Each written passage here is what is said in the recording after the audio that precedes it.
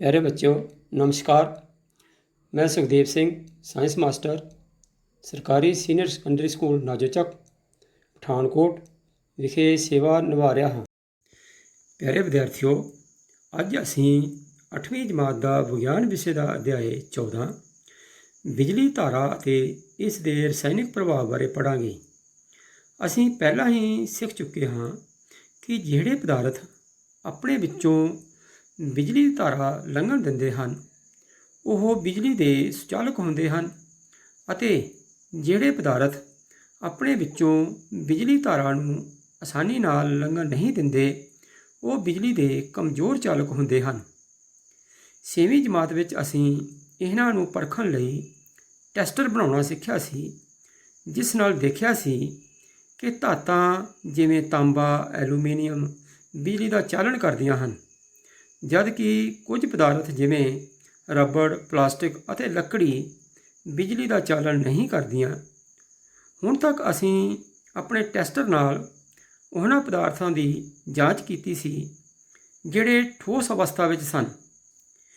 ਕੀ ਦਰਵ ਵੀ ਬਿਜਲੀ ਦਾ ਚਾਲਣ ਕਰਦੇ ਹਨ? ਇਸ ਨੂੰ ਪਰਖਣ ਲਈ ਜਿਸ ਨੂੰ ਅਸੀਂ ਜਮਾਤ 6ਵੀਂ ਵਿੱਚ ਬਣਾਇਆ ਸੀ ਉਸੇ ਟੈਸਟਰ ਦੀ ਵਰਤੋਂ ਕਰਦੇ ਹਾਂ। ਐਕਟੀਵਿਟੀ 14.2 ਨਿੰਬੂ ਦੇ ਰਸ ਜਾਂ ਸਿਰਕੇ ਵਿੱਚ ਬਿਜਲੀ ਚਾਲਣ ਦੀ ਪਰਖ ਕਰਨੀ। Testing of conduction of electricity in lemon juice ਔਰ ਵਿਨੇਗਰ। ਵਿਧੀ: ਇੱਕ ਪਲਾਸਟਿਕ ਦਾ ਬੀਕਰ ਲਓ, ਇਸ ਵਿੱਚ ਨਿੰਬੂ ਦਾ ਰਸ ਜਾਂ ਸਿਰਕਾ ਪਾਓ। ਹੁਣ ਆਪਣੇ ਟੈਸਟਰ ਨੂੰ ਬੀਕਰ ਦੇ ਨੇੜੇ ਲਿਆ ਕੇ ਉਸ ਦੇ ਸਿਰਿਆਂ ਨੂੰ ਨਿੰਬੂ ਦੇ ਰਸ ਜਾਂ ਸਿਰਕੇ ਵਿੱਚ ਡੁਬੋ ਦਿਓ। ਧਿਆਨ ਰੱਖੋ ਕਿ ਦੋਵੇਂ ਸਿਰੇ ਆਪਸ ਵਿੱਚ 1 ਸੈਂਟੀਮੀਟਰ ਤੋਂ ਵੱਧ ਦੂਰੀ 'ਤੇ ਨਾ ਹੋਣ ਅਤੇ ਨਾ ਹੀ ਆਪਸ ਵਿੱਚ ਇੱਕ ਦੂਜੇ ਨੂੰ ਛੂਹਣ। ਜਦੋਂ ਟੈਸਟਰ ਦੇ ਦੋ ਸਿਰਿਆਂ ਵਿਚਲਾ ਦਰਵ ਆਪਣੇ ਵਿੱਚੋਂ ਬਿਜਲੀ ਧਾਰਾ ਗੁਜ਼ਰਨ ਦਿੰਦਾ ਹੈ ਤਾਂ ਸਰਕਟ ਪੂਰਾ ਹੋ ਜਾਂਦਾ ਹੈ ਅਤੇ ਬਲਬ ਚਮਕਣ ਲੱਗ ਪੈਂਦਾ ਹੈ। ਜਦੋਂ ਕੋਈ ਦਰਵ ਬਿਜਲੀ ਧਾਰਾ ਨੂੰ ਆਪਣੇ ਵਿੱਚੋਂ ਲੰਘਣ ਨਹੀਂ ਦਿੰਦਾ ਤਾਂ ਟੈਸਟਰ ਦਾ ਸਰਕਟ ਪੂਰਾ ਨਹੀਂ ਹੁੰਦਾ ਅਤੇ ਬਲਬ ਨਹੀਂ ਚਮਕਦਾ। ਆਓ ਬੱਚਿਓ, ਅਸੀਂ ਇਸ ਕਿਰਿਆ ਦੇ ਆਧਾਰਿਤ ਕੁਝ ਮਹੱਤਵਪੂਰਨ ਪ੍ਰਸ਼ਨਾਂ ਦੀ ਦੁਹਰਾਈ ਕਰਦੇ ਹਾਂ। ਪਹਿਲਾ ਪ੍ਰਸ਼ਨ ਹੈ, ਅੱਜ ਰਜਨੀਸ਼ ਨੇ ਸਾਇੰਸ ਲੈਬ ਵਿੱਚ ਵੇਖਿਆ ਕਿ ਨਿੰਬੂ ਦਾ ਰਸ ਬਿਜਲੀ ਦਾ ਸੁਚਾਲਕ ਹੈ। ਹੇਠ ਲਿਖਿਆਂ ਵਿੱਚੋਂ ਕਿਹੜਾ ਪਦਾਰਥ ਬਿਜਲੀ ਦਾ ਸੁਚਾਲਕ ਹੈ? ਪਹਿਲੀ ਆਪਸ਼ਨ ਹੈ ਸਿਰਕਾ, ਦੂਸਰੀ ਆਪਸ਼ਨ ਹੈ ਟੂਟੀ ਦਾ ਪਾਣੀ, ਤੀਸਰੀ ਆਪਸ਼ਨ ਹੈ ਟਮਾਟਰ ਦਾ ਰਸ, ਚੌਥੀ ਹੈ ਉਪਰੋਕਤ ਸਾਰੀ। ਬੱਚਿਓ, ਪਹਿਲੀ ਆਪਸ਼ਨ ਸਿਰਕਾ, ਇਹ ਵੀ ਬਿਜਲੀ ਦਾ ਸੁਚਾਲਕ ਹੈ। ਦੂਸਰੀ ਆਪਸ਼ਨ ਟੂਟੀ ਦਾ ਪਾਣੀ, ਇਹ ਵੀ ਬਿਜਲੀ ਦਾ ਸੁਚਾਲਕ ਹੈ। ਤੀਸਰੀ ਆਪਸ਼ਨ ਟਮਾਟਰ ਦਾ ਰਸ, ਇਹ ਵੀ ਬਿਜਲੀ ਦਾ ਸੁਚਾਲਕ ਹੈ। ਇਸ ਲਈ ਪਹਿਲੀਆਂ ਤਿੰਨੇ ਆਪਸ਼ਨ ਠੀਕ ਹਨ। ਇਸ ਲਈ ਇਸ ਦਾ ਸਹੀ ਉੱਤਰ ਚੌਥੀ ਆਪਸ਼ਨ ਸੱਸਾ ਭਾਗ ਉਪਰੋਕਤ ਸਾਰੇ ਹੋਵੇਗਾ। ਸੋ ਇਹਦਾ ਉੱਤਰ ਹੋਵੇਗਾ ਸੱਸਾ ਭਾਗ ਉਪਰੋਕਤ ਸਾਰੇ। ਪ੍ਰਸ਼ਨ 2, ਰਵੀ ਨੂੰ ਪਤਾ ਹੈ ਕਿ ਸ਼ੁੱਧ ਪਾਣੀ ਬਿਜਲੀ ਦਾ ਕੁਚਾਲਕ ਹੈ। ਜੇਕਰ ਤੁਸੀਂ ਪਾਣੀ ਵਿੱਚ ਨਮਕ ਘੋਲ ਦਿਓ ਤਾਂ ਕੀ ਹੋਵੇਗਾ? ਪਹਿਲੀ ਆਪਸ਼ਨ ਹੈ ਪਾਣੀ ਬਿਜਲੀ ਦਾ ਸੁਚਾਲਕ ਬਣ ਜਾਵੇਗਾ। ਦੂਸਰੀ ਆਪਸ਼ਨ ਹੈ ਪਾਣੀ ਬਿਜਲੀ ਦਾ ਕੁਚਾਲਕ ਰਹੇਗਾ। ਤੀਜੀ ਆਪਸ਼ਨ ਹੈ ਪਾਣੀ ਨਾ ਸੁਚਾਲਕ ਅਤੇ ਨਾ ਹੀ ਕੁਚਾਲਕ ਹੋਵੇਗਾ। ਚੌਥੀ ਆਪਸ਼ਨ ਹੈ ਉਪਰੋਕਤ 'ਚ ਕੋਈ ਨਹੀਂ। ਜਦੋਂ ਅਸੀਂ ਉਸ ਦੇ ਵਿੱਚ ਤੇਜ਼ਾਬ, ਖਾਰ ਜਾਂ ਲੂਣ ਦਾ ਘੋਲ ਪਾ ਦਿੰਦੇ ਹਾਂ ਤਾਂ ਉਹ ਸੁਚਾਲਕ ਬਣ ਜਾਂਦਾ ਹੈ। ਇਸ ਲਈ ਨਮਕ ਪਾਉਣ ਦੇ ਨਾਲ ਪਾਣੀ ਜੋ ਹੈ ਬਿਜਲੀ ਦਾ ਸੁਚਾਲਕ ਬਣ ਜਾਵੇਗਾ। ਇਸ ਲਈ ਇਸ ਦੀ ਪਹਿਲੀ ਆਪਸ਼ਨ ਊੜਾ ਭਾਗ ਠੀਕ ਹੈ। ਪ੍ਰਸ਼ਨ 3, ਬਿਜਲੀ ਚਾਲਕ ਕੀ ਹੈ? ਉੱਤਰ, ਜਿਹੜੇ ਪਦਾਰਥ ਆਪਣੇ ਵਿੱਚੋਂ ਬਿਜਲੀ ਧਾਰਾ ਲੰਘਣ ਦਿੰਦੇ ਹਨ ਉਹ ਬਿਜਲੀ ਚਾਲਕ ਅਖਵਾਉਂਦੇ ਹਨ। ਪ੍ਰਸ਼ਨ 4, ਬਿਜਲੀ ਰੋਧਕ ਕੀ ਹੈ? ਇਸ ਦਾ ਉੱਤਰ ਹੋਵੇਗਾ ਜਿਹੜੇ ਪਦਾਰਥ ਆਪਣੇ ਵਿੱਚੋਂ ਬਿਜਲੀ ਧਾਰਾ ਨੂੰ ਆਸਾਨੀ ਨਾਲ ਲੰਘਣ ਨਹੀਂ ਦਿੰਦੇ ਬਿਜਲੀ ਰੋਧਕ ਅਖਵਾਉਂਦੇ ਹਨ। ਪ੍ਰਸ਼ਨ 5, ਕੀ ਸਾਰੇ ਦਰਵ ਬਿਜਲੀ ਦਾ ਚਾਲਣ ਕਰ ਸਕਦੇ ਹਨ? ਉੱਤਰ, ਨਹੀਂ, ਸਾਰੇ ਦਰਵ ਬਿਜਲੀ ਦਾ ਚਾਲਣ ਨਹੀਂ ਕਰਦੇ। ਪ੍ਰਸ਼ਨ 6, ਕਿਹੜੇ ਦਰਵ ਬਿਜਲੀ ਚਾਲਣ ਕਰ ਸਕਦੇ ਹਨ? ਇਸ ਦਾ ਉੱਤਰ ਹੋਵੇਗਾ ਤੇਜ਼ਾਬ, ਖਾਰ ਅਤੇ ਲੂਣ ਦੇ ਘੋਲ ਬਿਜਲੀ ਦਾ ਚਾਲਣ ਕਰਦੇ ਹਨ। ਪ੍ਰਸ਼ਨ 7, ਕਮਜ਼ੋਰ ਬਿਜਲੀ ਧਾਰਾ ਦਾ ਪ੍ਰੀਖਣ ਕਿਵੇਂ ਹੁੰਦਾ ਹੈ? ਇਸ ਦਾ ਉੱਤਰ ਹੋਵੇਗਾ LED ਦੀ ਵਰਤੋਂ ਦੁਆਰਾ, ਲਾਈਟ ਇਮਿਟਿੰਗ ਡਾਇਓਡ ਦੀ ਵਰਤੋਂ ਦੁਆਰਾ।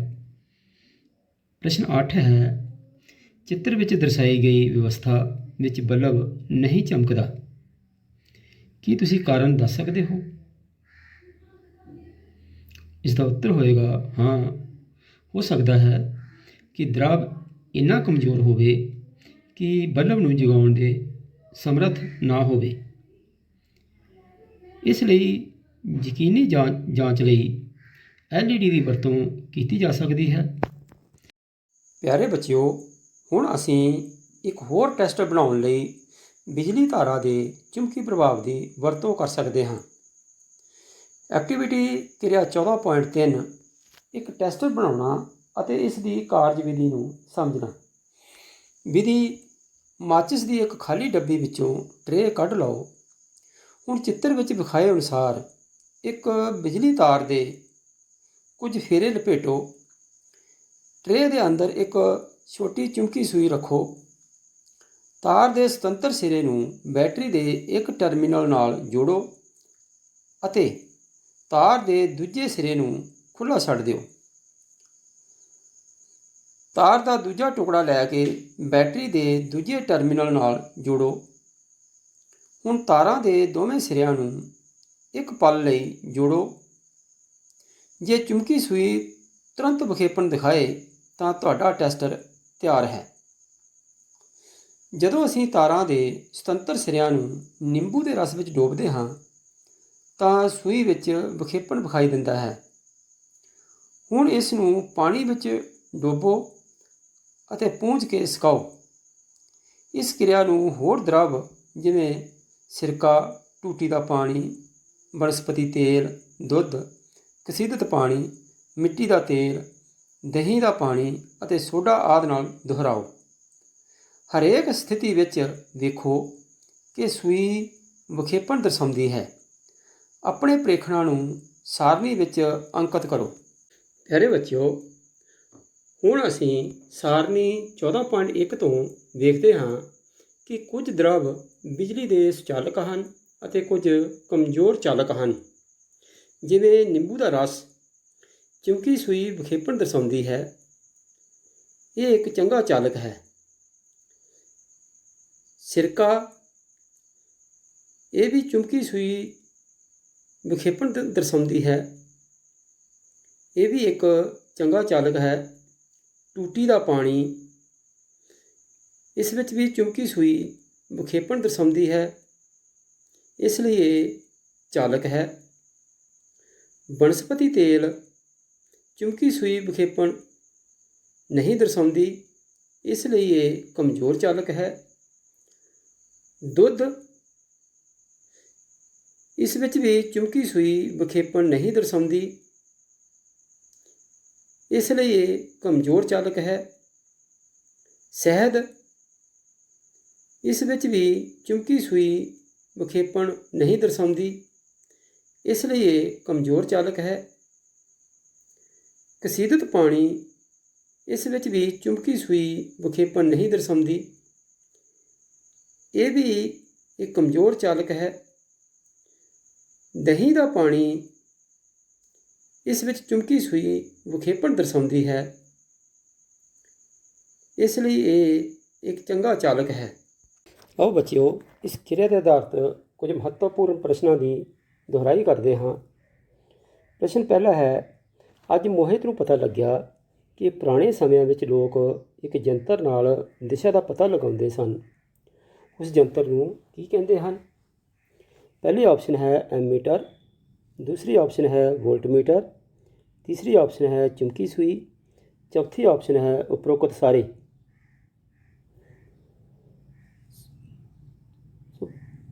सो विद्यार्थियों, इस दे विच तीसरी ऑप्शन चुंबकी सूई सही उत्तर है। प्रश्न 2, दो द्रवां द्रव ए ਅਤੇ द्रव बी ਦੇ ਬਿਜਲੀ ਚਾਲਣ ਦੀ ਪਰਖ ਕਰਨ ਦੇ ਲਈ ਇੱਕ ਟੈਸਟਰ ਦੀ ਵਰਤੋਂ ਕੀਤੀ ਗਈ ਹੈ। ਇਹ ਵੇਖਿਆ ਗਿਆ ਹੈ ਕਿ ਟੈਸਟਰ ਦੇ ਬਲਬ ਦਾ द्रव ए ਵਿੱਚ ਚਮਕੀਲਾ ਪ੍ਰਕਾਸ਼ ਹੋਇਆ, ਜਦ ਕਿ द्रव B ਵਿੱਚ ਬਹੁਤ ਹੀ ਹਲਕਾ ਪ੍ਰਕਾਸ਼ ਹੋਇਆ। ਤੁਸੀਂ ਨਤੀਜਾ ਕੱਢ ਸਕਦੇ ਹੋ ਕਿ ਪਹਿਲੀ ਆਪਸ਼ਨ द्रव A द्रव B ਤੋਂ ਚੰਗਾ ਚਾਲਕ ਹੈ, ਦੂਜੀ ਆਪਸ਼ਨ द्रव B द्रव A ਤੋਂ ਚੰਗਾ ਚਾਲਕ ਹੈ, ਤੀਸਰੀ ਆਪਸ਼ਨ ਦੋਵਾਂ द्रवां ਦੀ ਚਾਲਕਤਾ ਸਮਾਨ ਹੈ, ਚੌਥੀ ਆਪਸ਼ਨ द्रवां ਦੇ ਚਾਲਕਾਂ ਦੇ ਗੁਣਾਂ ਦੀ ਤੁਲਨਾ ਇਸ ਤਰ੍ਹਾਂ ਨਹੀਂ ਕੀਤੀ ਜਾ ਸਕਦੀ। ਸੋ ਬੱਚਿਓ, ਜਦੋਂ ਦੋਨਾਂ द्रवां ਦੀ ਟੈਸਟਰ ਦੇ ਨਾਲ ਪਰਖ ਕੀਤੀ ਗਈ ਤਾਂ ਇਹ ਵੇਖਿਆ ਗਿਆ ਕਿ ਟੈਸਟਰ ਦੇ ਬਲਬ ਦਾ द्रव A ਵਿੱਚ ਚਮਕੀਲਾ ਪ੍ਰਕਾਸ਼ ਪੈਦਾ ਹੋਇਆ, ਜਦ ਕਿ B ਵਿੱਚ ਬਹੁਤ ਹੀ ਹਲਕਾ ਪ੍ਰਕਾਸ਼ ਪੈਦਾ ਹੋਇਆ। ਇਸ ਤੋਂ ਸਪਸ਼ਟ ਹੈ ਕਿ ਪਹਿਲੀ ਆਪਸ਼ਨ द्रव A द्रव B ਤੋਂ ਚੰਗਾ ਚਾਲਕ ਹੈ, ਸਹੀ ਹੈ। ਇਸ ਲਈ ਇਸ ਦਾ ਸਹੀ ਆਪਸ਼ਨ ਜਿਹੜੀ ਹੈ ਉਹ ਊੜਾ ਭਾਗ ਹੈ। ਸੋ ਇਸ ਦਾ ਉੱਤਰ ਊੜਾ ਭਾਗ द्रव A द्रव B ਤੋਂ ਚੰਗਾ ਚਾਲਕ ਹੈ। ਪ੍ਰਸ਼ਨ 3, ਜਦੋਂ ਕਿਸੇ ਟੈਸਟਰ ਦੇ ਸੁਤੰਤਰ ਸਿਰਿਆਂ ਨੂੰ ਕਿਸੇ ਘੋਲ ਵਿੱਚ ਡੋਬਦੇ ਹਾਂ ਤਾਂ ਚੁੰਬਕੀ ਸੂਈ ਵਿਖੇਪਤ ਹੁੰਦੀ ਹੈ। ਅਜਿਹਾ ਕਿਸ ਕਾਰਨ ਹੁੰਦਾ ਹੈ? ਇਸ ਦਾ ਉੱਤਰ ਹੈ ਘੋਲ ਵਿੱਚੋਂ ਬਿਜਲੀ ਧਾਰਾ ਦੇ ਪ੍ਰਵਾਹਿਤ ਹੋਣ ਕਾਰਨ ਚੁੰਬਕੀ ਸੂਈ ਵਿਖੇਪਤ ਹੁੰਦੀ ਹੈ। ਤਾਂ ਅਜਿਹੇ ਘੋਲ ਦੇ ਬਿਜਲੀ ਚਾਲਕ ਹੋਣ ਦੇ ਕਾਰਨ ਹੁੰਦਾ ਹੈ। ਪ੍ਰਸ਼ਨ 4 ਹੈ, ਅਜਿਹੇ 3 द्रवां ਦੇ ਨਾਂ ਲਿਖੋ ਜਿਨ੍ਹਾਂ ਦਾ ਪ੍ਰੇਖਣ ਚਿੱਤਰ ਵਿੱਚ ਦਰਸਾਏ ਅਨੁਸਾਰ ਕਰਨ 'ਤੇ ਚੁੰਬਕੀ ਸੂਈ ਵਿਖੇਪਤ ਹੋ ਸਕੇ। ਇਸ ਦਾ ਉੱਤਰ ਹੋਵੇਗਾ ਤੇਜ਼ਾਬ, ਖਾਰ ਅਤੇ ਲੂਣ ਦੇ ਘੋਲ। ਪ੍ਰਸ਼ਨ 5 ਹੈ, ਕੀ ਸ਼ੁੱਧ ਪਾਣੀ ਬਿਜਲੀ ਦਾ ਚਾਲਕ ਹੈ? ਜੇ ਨਹੀਂ ਤਾਂ ਇਸ ਨੂੰ ਚਾਲਕ ਬਣਾਉਣ ਲਈ ਕੀ ਕਰ ਸਕਦੇ ਹਾਂ? ਇਸ ਦਾ ਉੱਤਰ ਹੋਏਗਾ ਨਹੀਂ, ਸ਼ੁੱਧ ਪਾਣੀ ਬਿਜਲੀ ਦਾ ਚਾਲਨ ਨਹੀਂ ਕਰਦਾ। ਇਸ ਨੂੰ ਚਾਲਕ ਬਣਾਉਣ ਲਈ ਇਸ ਵਿੱਚ ਨਮਕ ਜਾਂ ਕੁਝ ਬੂੰਦਾਂ ਹਲਕੇ ਤੇਜ਼ਾਬ ਦੀਆਂ ਮਿਲਾ ਦੇਵਾਂਗੇ। ਪ੍ਰਸ਼ਨ 6 ਹੈ, LED ਕੀ ਹੈ?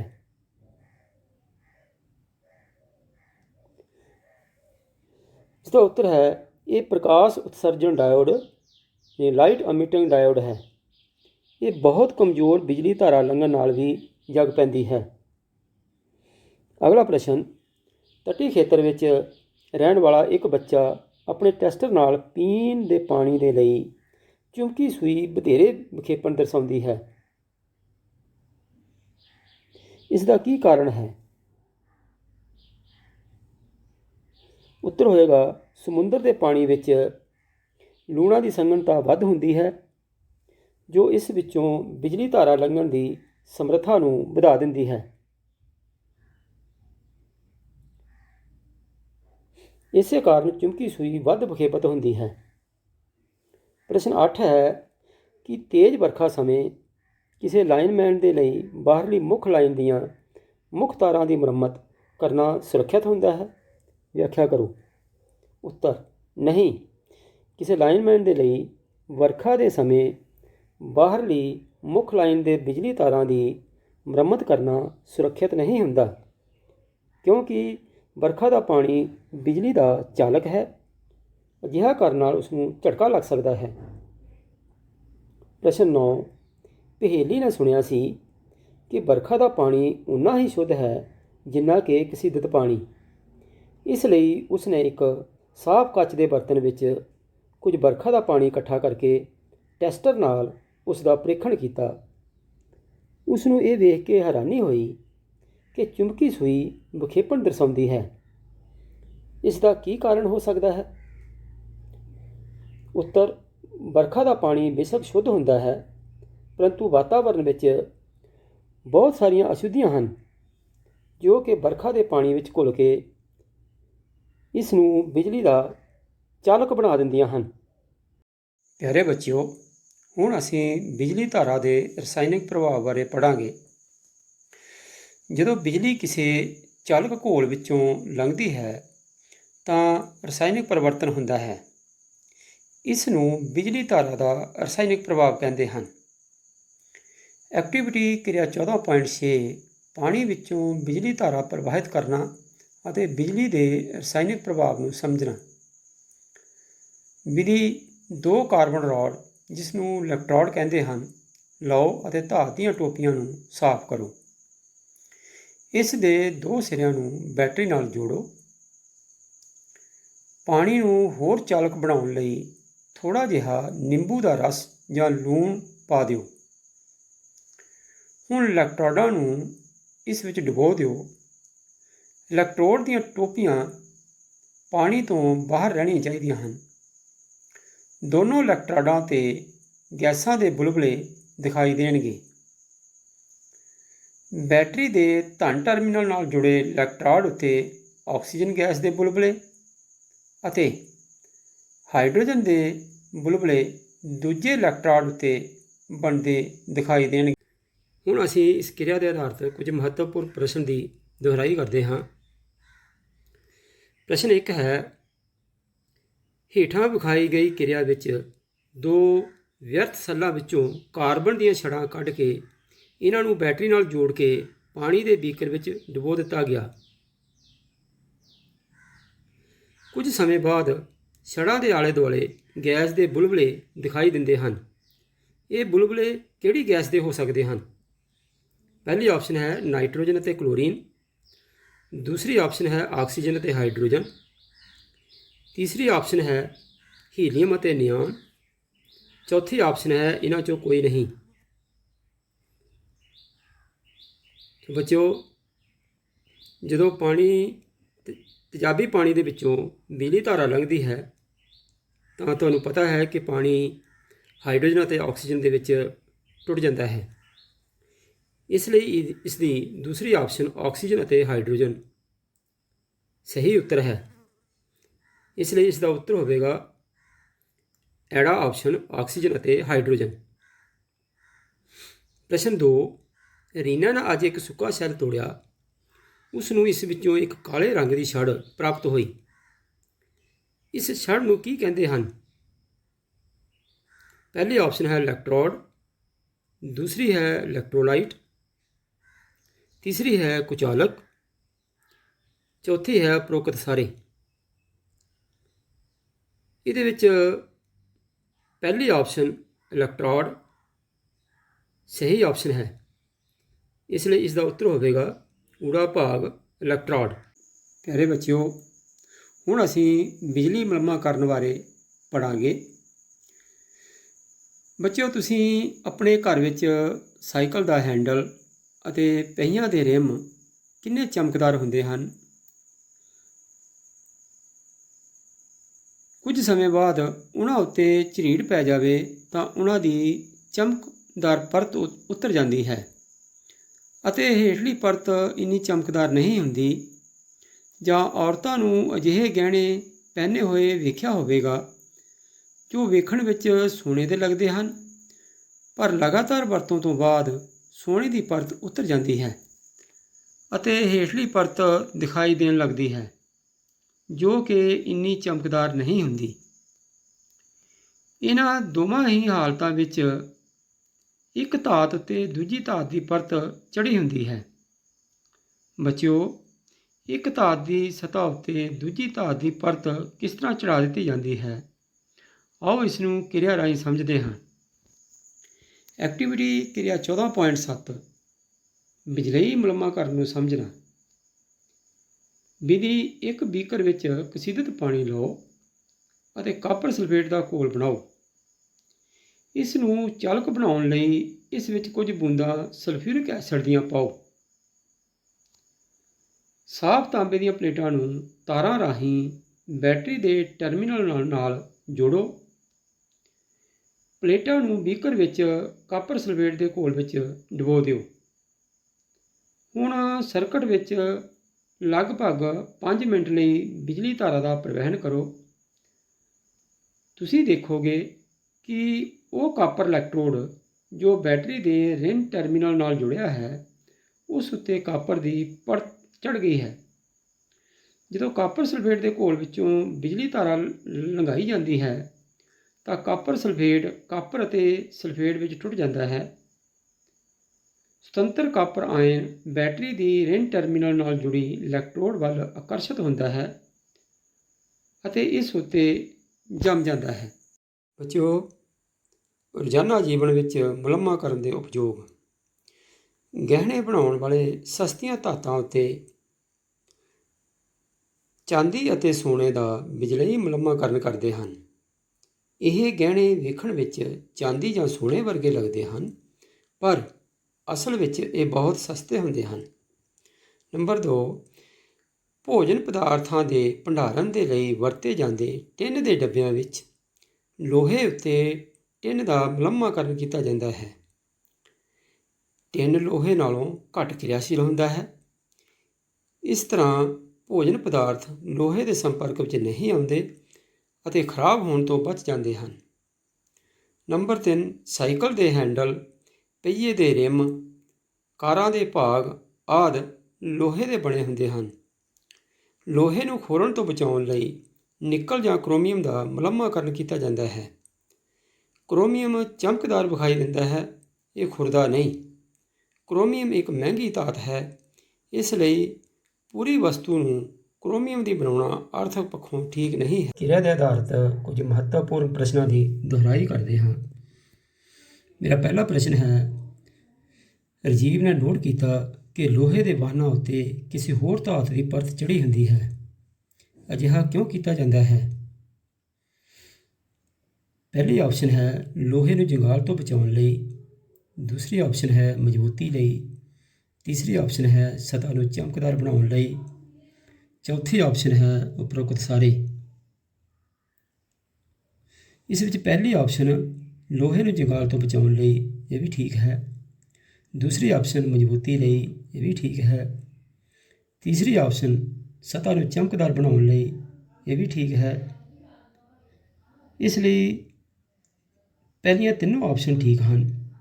ਚੌਥੀ ਆਪਸ਼ਨ ਸੱਸਾ ਉਪਰੋਕਤ ਸਾਰੇ ਇਸ ਦਾ ਸਹੀ ਆਨਸਰ ਹੋਵੇਗਾ। ਸੋ ਇਸਦਾ ਉੱਤਰ ਹੋਵੇਗਾ ਸੱਸਾ ਭਾਗ ਉਪਰੋਕਤ ਸਾਰੇ। ਪ੍ਰਸ਼ਨ 2, ਤਾਂਬੇ ਦੀਆਂ ਪਲੇਟਾਂ ਦਾ ਬਿਜਲਈ ਮੁਲੰਮਾ ਕਰਨ ਸਮੇਂ ਕਾਪਰ ਸਲਫੇਟ ਦੇ ਘੋਲ ਨੂੰ ਵਧੇਰੇ ਚਾਲਕ ਬਣਾਉਣ ਲਈ ਇਸ ਵਿੱਚ ਕੁਝ ਬੂੰਦਾਂ ਕਿਸ ਦਰਵ ਦੀਆਂ ਪਾਈਆਂ ਜਾਂਦੀਆਂ ਹਨ? ਪਹਿਲੀ ਆਪਸ਼ਨ ਹੈ ਸਲਫਿਊਰਿਕ ਐਸਿਡ, ਦੂਸਰੀ ਆਪਸ਼ਨ ਹੈ ਸੋਡੀਅਮ ਹਾਈਡਰੋਕਸਾਈਡ, ਤੀਸਰੀ ਆਪਸ਼ਨ ਹੈ ਖੰਡ ਦਾ ਘੋਲ, ਚੌਥੀ ਆਪਸ਼ਨ ਹੈ ਮਿੱਟੀ ਦਾ ਤੇਲ। ਜਦੋਂ ਅਸੀਂ ਤਾਂਬੇ ਦੀਆਂ ਪਲੇਟਾਂ ਦਾ ਬਿਜਲਈ ਮੁਲੰਮਾਕਰਨ ਕਰਦੇ ਹਾਂ ਤਾਂ ਅਸੀਂ ਉਸ ਵੇਲੇ ਕਾਪਰ ਸਲਫੇਟ ਦੇ ਘੋਲ ਵਿੱਚ ਕੁਝ ਬੂੰਦਾਂ ਸਲਫਿਊਰਿਕ ਐਸਿਡ ਦੀਆਂ ਪਾਉਂਦੇ ਹਾਂ। ਇਸ ਲਈ ਇਸ ਦੀ ਸਹੀ ਆਪਸ਼ਨ ਪਹਿਲੀ ਊੜਾ ਭਾਗ ਸਲਫਿਊਰਿਕ ਐਸਿਡ ਹੈ। ਸੋ ਇਸ ਦਾ ਉੱਤਰ ਹੋਵੇਗਾ ਊੜਾ ਭਾਗ ਸਲਫਿਊਰਿਕ ਐਸਿਡ। ਪ੍ਰਸ਼ਨ 3 ਹੈ, ਰਮਨ ਦੇ ਮਾਤਾ ਜੀ ਅੱਜ ਸੋਨੇ ਦੀ ਪਰਤ ਵਾਲੇ ਚਾਂਦੀ ਦੇ ਗਹਿਣੇ ਲੈ ਕੇ ਆਏ ਹਨ। ਇੱਕ ਧਾਤ ਦੀ ਸਤ੍ਹਾ ਉੱਤੇ ਦੂਜੀ ਧਾਤ ਦੀ ਪਰਤ ਚੜ੍ਹਾਉਣ ਦੀ ਪ੍ਰਕਿਰਿਆ ਨੂੰ ਕੀ ਕਹਿੰਦੇ ਹਨ? ਪਹਿਲੀ ਆਪਸ਼ਨ ਹੈ ਵਾਸ਼ਪੀਕਰਨ, ਦੂਜੀ ਆਪਸ਼ਨ ਹੈ ਬਿਜਲਈ ਮੁਲੰਮਾਕਰਨ, ਤੀਜੀ ਆਪਸ਼ਨ ਹੈ ਕਸੀਦਨ, ਚੌਥੀ ਆਪਸ਼ਨ ਹੈ ਉਪਰੋਕਤ ਸਾਰੇ। ਇਸ ਵਿੱਚ ਦੂਸਰੀ ਆਪਸ਼ਨ ਬਿਜਲਈ ਮੁਲੰਮਾਕਰਨ ਸਹੀ ਉੱਤਰ ਹੈ। ਸੋ ਇਸ ਦਾ ਉੱਤਰ ਹੋਵੇਗਾ ਐੜਾ ਭਾਗ ਬਿਜਲਈ ਮੁਲੰਮਾਕਰਨ।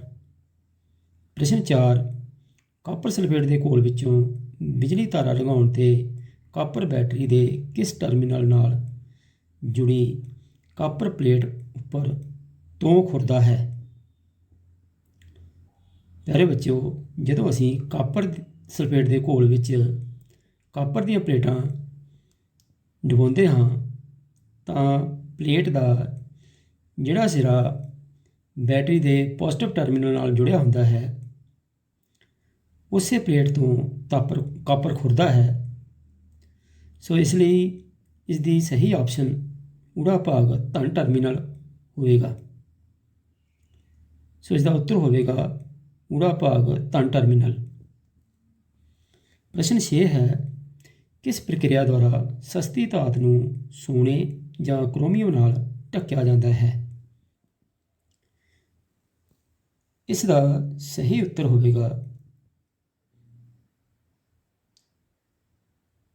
ਹੋਵੇਗਾ ਬਿਜਲਈ ਮੁਲੰਮਾਕਰਨ। ਪ੍ਰਸ਼ਨ 7 ਹੈ, ਬਿਜਲਈ ਮੁਲੰਮਾਕਰਨ ਕੀ ਹੈ? ਇਸ ਦਾ ਉੱਤਰ ਹੈ ਬਿਜਲਈ ਦੁਆਰਾ ਕਿਸੇ ਪਦਾਰਥ ਉੱਤੇ ਕਿਸੇ ਇੱਛਤ ਧਾਤ ਦੀ ਪਰਤ ਚੜਾਉਣ ਦੀ ਪ੍ਰਕਿਰਿਆ ਨੂੰ ਬਿਜਲਈ ਮੁਲੰਮਾਕਰਨ ਕਹਿੰਦੇ ਹਨ। ਪ੍ਰਸ਼ਨ 8, ਆਪਣੇ ਆਲੇ ਦੁਆਲੇ ਉਪਲਬਧ ਬਿਜਲੀ ਮੁਲੰਮਤ ਵਸਤੂਆਂ ਦੀ ਸੂਚੀ ਬਣਾਓ। ਉੱਤਰ ਹੈ ਨੰਬਰ 1 ਬਾਥਰੂਮ ਦੀਆਂ ਟੂਟੀਆਂ, ਨੰਬਰ 2 ਸਾਈਕਲ ਦਾ handle, number 3 gas burner, number 4 ਨਕਲੀ ਗਹਿਣੇ, ਨੰਬਰ 5 ਕਾਰ ਦੇ ਪਹੀਏ ਰਿਮ। ਪ੍ਰਸ਼ਨ 5 ਹੈ, ਬਿਜਲਈ ਮੁਲੰਮਾਕਰਨ ਵਿੱਚ ਬਿਜਲੀ ਤਾਰਾਂ ਦਾ ਕਿਹੜਾ ਪ੍ਰਭਾਵ ਉਪਯੋਗ ਵਿੱਚ ਆਉਂਦਾ ਹੈ? ਇਸ ਦਾ ਉੱਤਰ ਹੋਵੇਗਾ ਰਸਾਇਣਿਕ ਪ੍ਰਭਾਵ। ਪ੍ਰਸ਼ਨ 10 ਹੈ, ਜੇਕਰ ਕਾਪਰ ਸਲਫੇਟ ਦੇ ਘੋਲ ਵਿੱਚੋਂ ਬਿਜਲੀ ਤਾਰਾ ਲੰਘਾਈ ਜਾਵੇ ਤਾਂ ਕਾਪਰ ਬੈਟਰੀ ਦੇ ਕਿਸ ਟਰਮੀਨਲ ਨਾਲ ਜੁੜੀ ਪਲੇਟ ਉੱਤੇ ਜੰਮਦਾ ਹੈ? ਬੱਚਿਓ, ਅਸੀਂ ਪਹਿਲਾਂ ਵੀ ਇਸ ਤਰ੍ਹਾਂ ਦਾ ਸਵਾਲ ਇੱਕ ਦੇਖਿਆ ਹੈ ਵੀ ਜਦੋਂ ਕਾਪਰ ਸਲਫੇਟ ਦੇ ਘੋਲ ਵਿੱਚ ਤਾਂਬੇ ਦੀਆਂ ਪਲੇਟਾਂ ਡੁਬੋਂਦੇ ਹਾਂ ਤਾਂ ਜਿਹੜੀ ਪਲੇਟ ਬੈਟਰੀ ਦੇ ਰਿਨ ਟਰਮੀਨਲ ਨਾਲ ਜੁੜੀ ਹੋਵੇਗੀ ਉਸੇ ਪਲੇਟ ਦੇ ਉੱਪਰ ਕਾਪਰ ਜੰਮੇਗਾ। ਸੋ ਇਸ ਦਾ ਉੱਤਰ ਹੋਏਗਾ ਰਿਨ ਟਰਮੀਨਲ। ਪ੍ਰਸ਼ਨ 11 ਹੈ, ਬਿਜਲੀ ਤਾਰਾਂ ਦੇ ਵੱਖ-ਵੱਖ ਪ੍ਰਭਾਵਾਂ ਦੇ ਨਾਂ ਦੱਸੋ। ਇਸ ਦਾ ਉੱਤਰ ਹੈ ਬਿਜਲੀ ਤਾਰਾਂ ਦੇ ਵੱਖ-ਵੱਖ ਪ੍ਰਭਾਵ ਹਨ।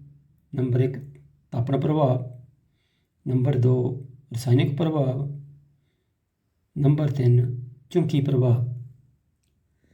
ਸੋ ਪਿਆਰੇ ਬੱਚਿਓ, ਇਸ ਪਾਠ ਵਿੱਚ ਕਿਰਿਆਵਾਂ ਨਾਲ ਸੰਬੰਧਿਤ ਜੋ ਪ੍ਰਸ਼ਨਾਂ ਦੀ ਅਸੀਂ ਦੁਹਰਾਈ ਕੀਤੀ ਹੈ, ਮੈਨੂੰ ਉਮੀਦ ਹੈ ਕਿ ਤੁਹਾਨੂੰ ਸਾਰੇ ਪ੍ਰਸ਼ਨ ਚੰਗੀ ਤਰ੍ਹਾਂ ਸਮਝ ਆ ਗਏ ਹੋਣਗੇ। ਧੰਨਵਾਦ।